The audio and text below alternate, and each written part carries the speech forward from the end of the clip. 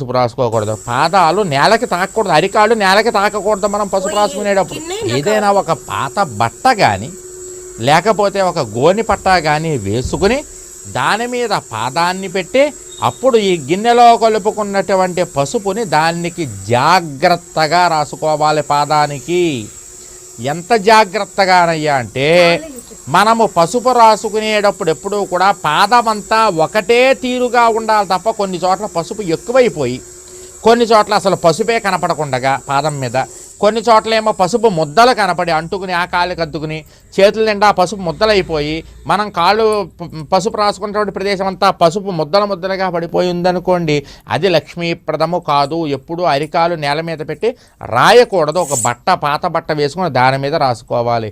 మనమే కాదు, ఎదుటి వాళ్ళకి పసుపు రాసేటప్పుడు కూడా ఇదే గిన్నె పద్ధతి వాడాలి తప్ప చేతిలో పసుపు వేసుకుని నీళ్లు పోసుకొని వేసేసుకోకూడదు ఎప్పుడు.